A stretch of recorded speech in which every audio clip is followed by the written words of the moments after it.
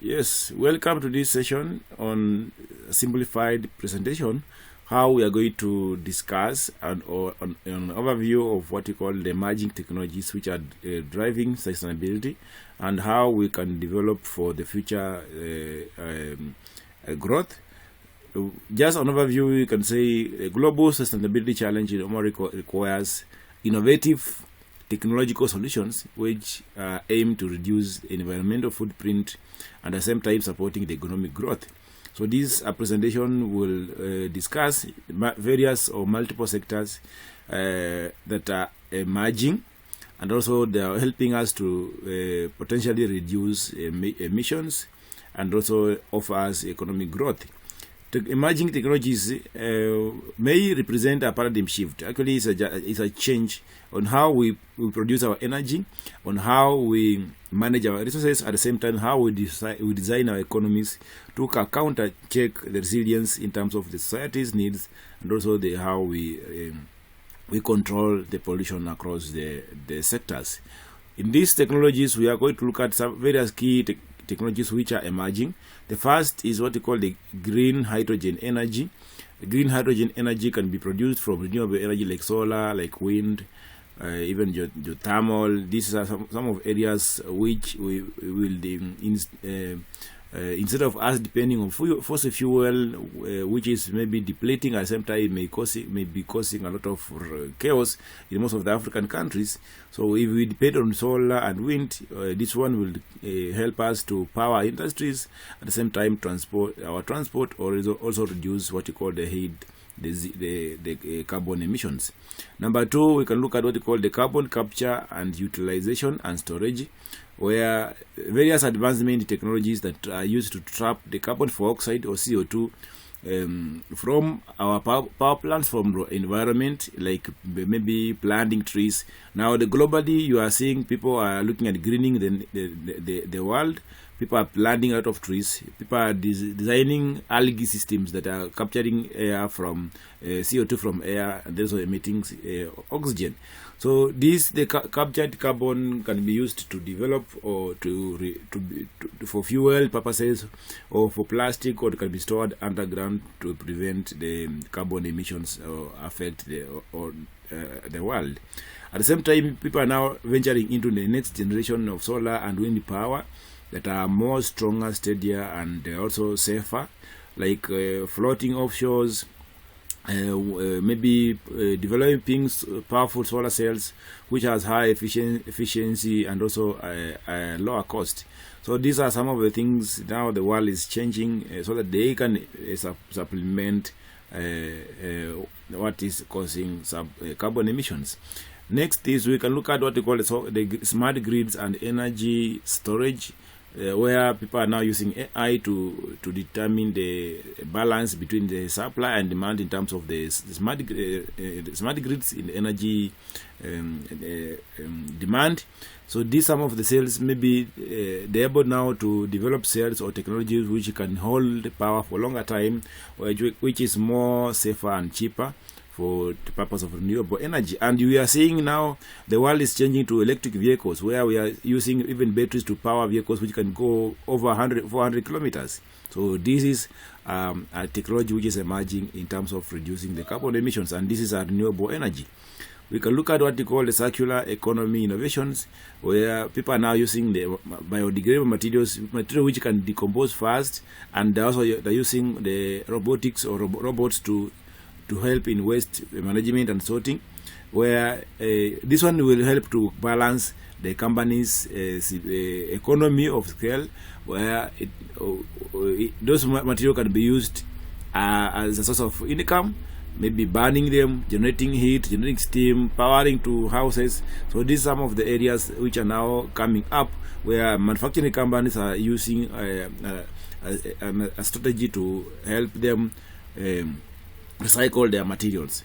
Then another area we can look at the technologies, we call it precision agriculture and food technologies. Now people are using what we call vertical farming and also hydroponics, where because of the issue of land limitations, people are now using the vertical farming and hydroponics together with their AI and Internet of All Things to ensure that they smart their farming optimize how they use the resources, at the same time reduce pressure on farming.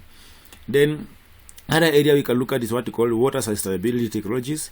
Water sustainability technologies. This is area where the low energy desalination membranes or the artificial intelligence driven leak detection or atmospheric water harvesting are used in areas like arid areas, semi-arid areas, to ensure that there is enough water for the future.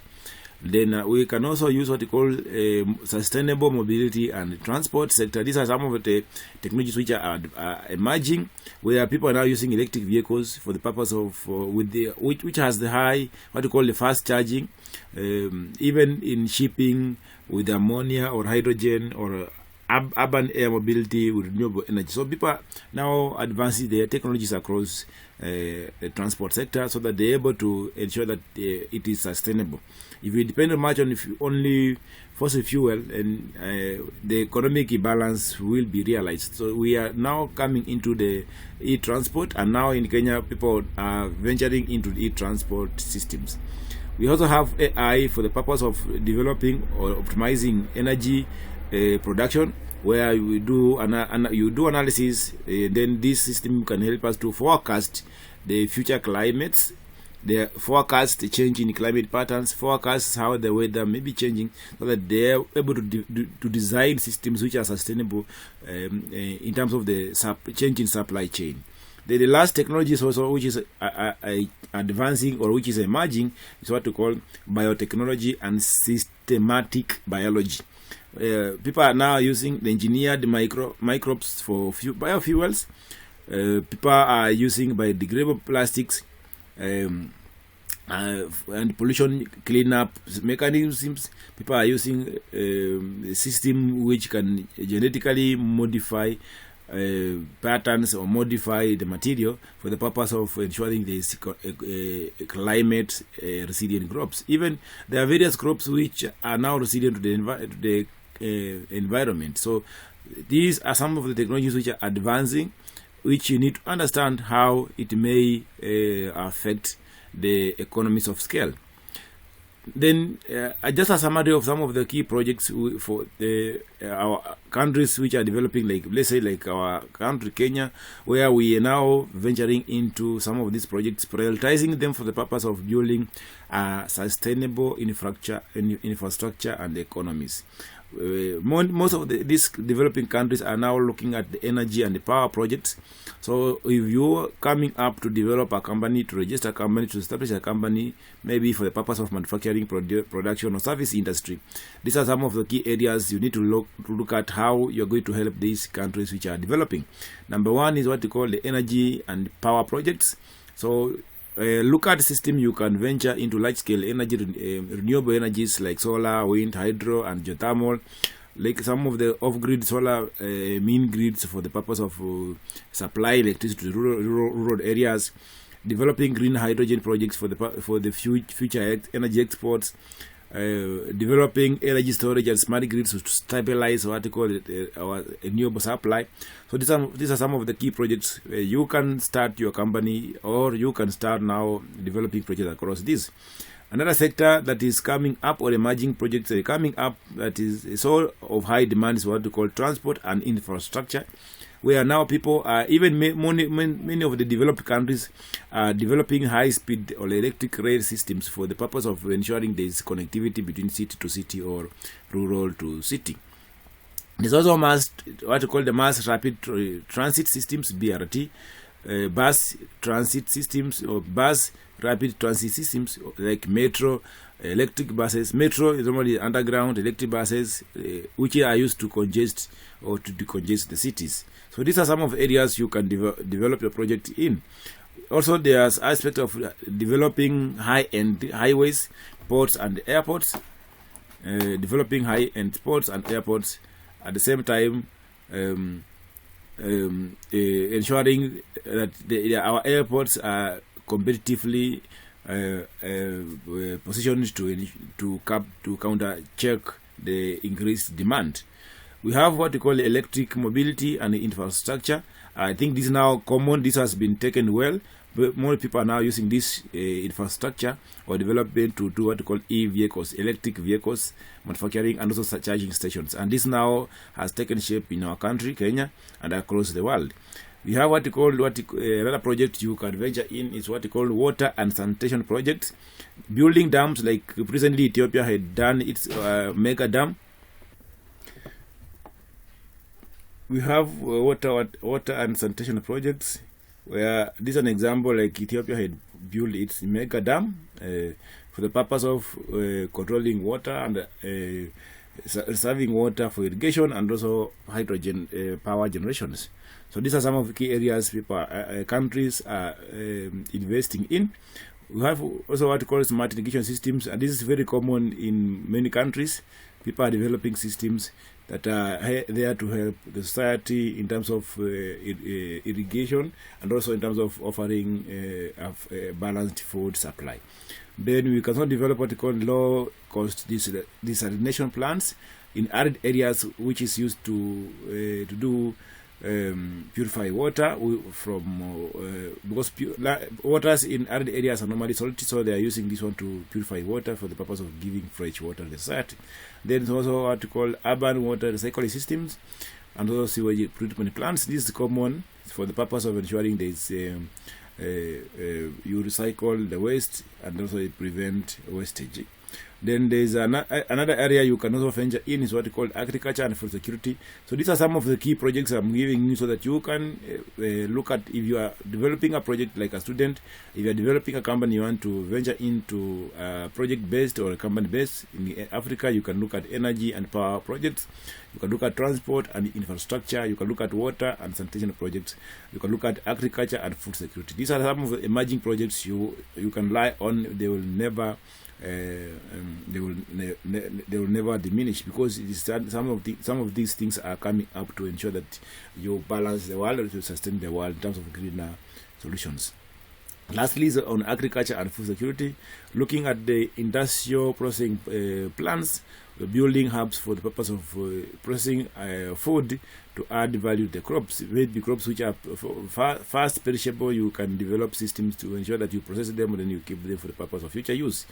Also developing precision farming projects like the use of drones for the purpose of sprinkling or spraying, applying manure or maybe applying fertilizer or whatever. So these one drones are also used, or even doing irrigation using drones.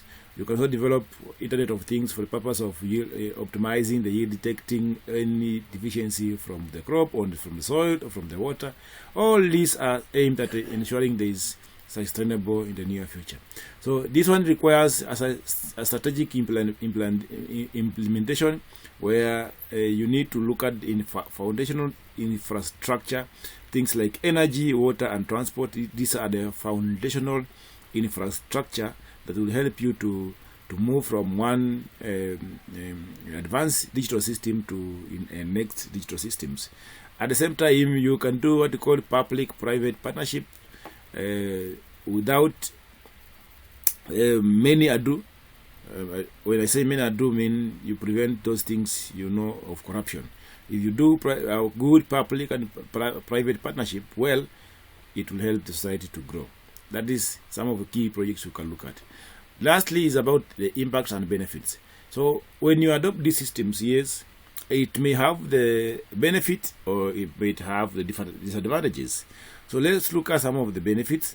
The benefits may outweigh the disadvantages.